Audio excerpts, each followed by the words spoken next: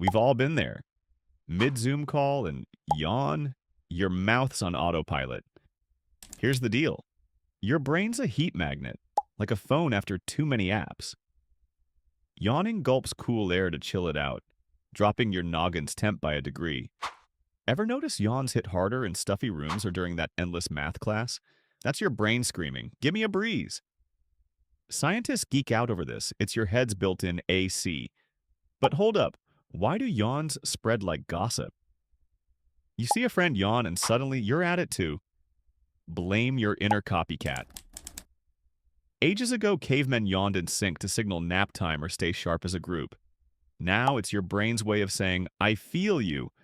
It's like a high five for empathy. Bet you've yawned at a dog yawning. Yep, even pets pull you in. How sneaky is that? Okay, but those out-of-nowhere yawns? Total head scratchers.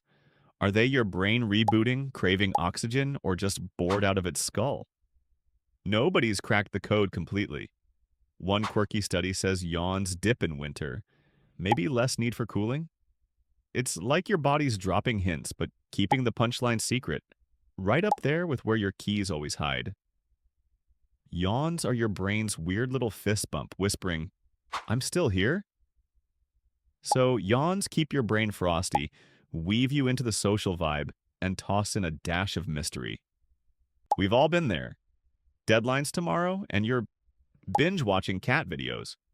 Why do we procrastinate?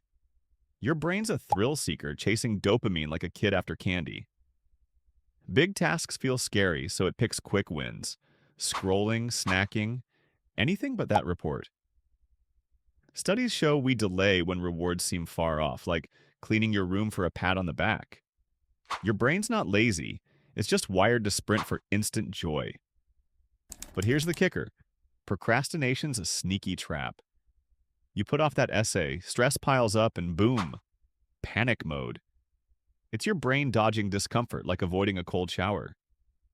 Scientists say we overestimate how tough tasks are, making them grow scarier in our heads. Ever notice how starting feels fine once you dive in? That's your brain learning. It's not a monster, just a to-do list playing dress up.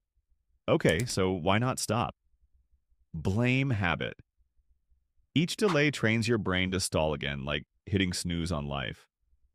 One study found we waste 20% of our day procrastinating. Yep, hours lost to, "I'll do it later." But here's hope. Tiny steps trick your brain.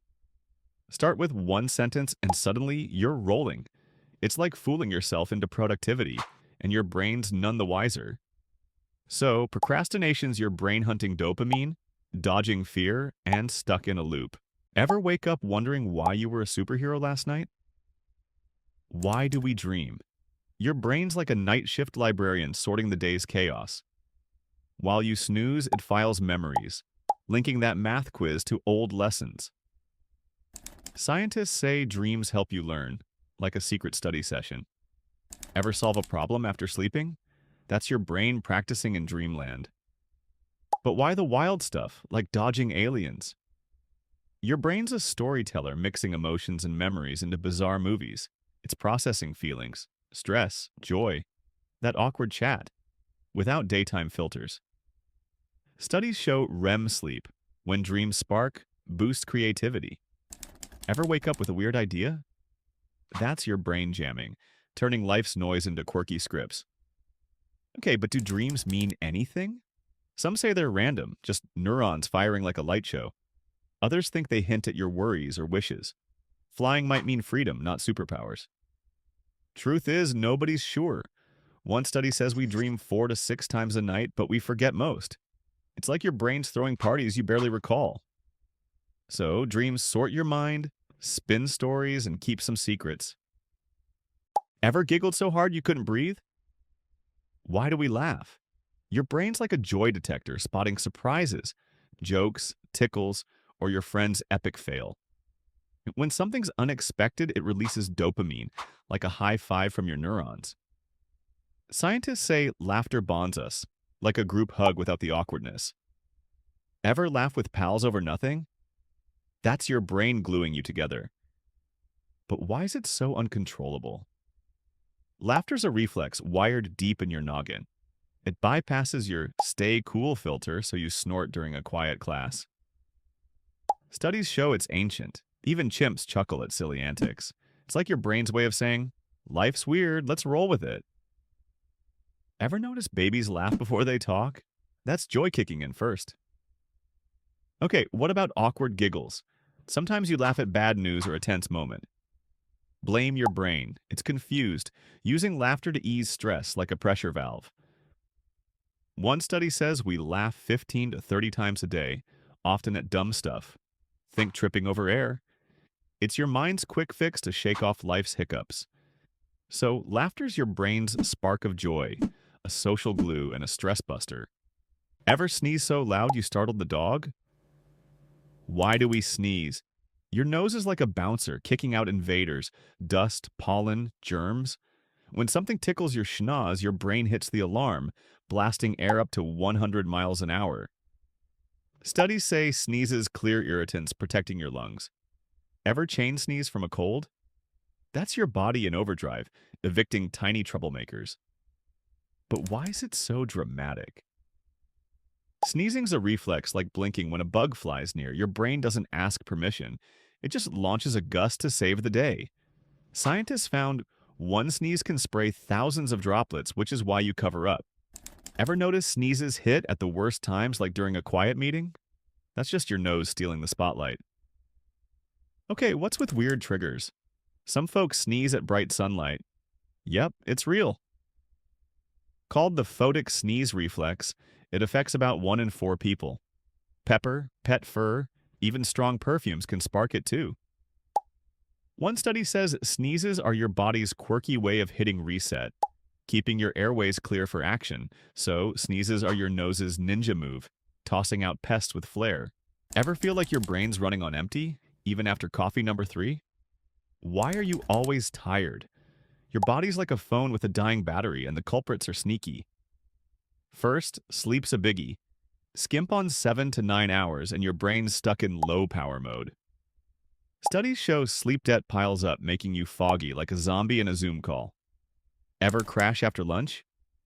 That's your body begging for rest, but it's not just sleep. Stress is a silent energy thief. Your brain's in overdrive, pumping cortisol like it's prepping for a marathon. Scientists say chronic stress burns out your mental battery, leaving you drained even after a full snooze. Then there's fuel. Skip meals or live on snacks and your blood sugar dips, starving your brain. Research links low energy to diets missing nutrients. Think iron or B12. No water? Your brain's parched too, like a plant wilting without a sip. Screen time's another drain. Hours of scrolling or late-night Netflix trick your brain into thinking it's daytime, messing with melatonin, your sleep hormone. Studies say blue light cuts deep sleep, so you wake up feeling like a truck hit you. And don't skip movement. Without exercise, your body's in couch potato mode, sluggish like a car stuck in first gear. Scientists say even a walk sparks energy, easing stress while waking your muscles.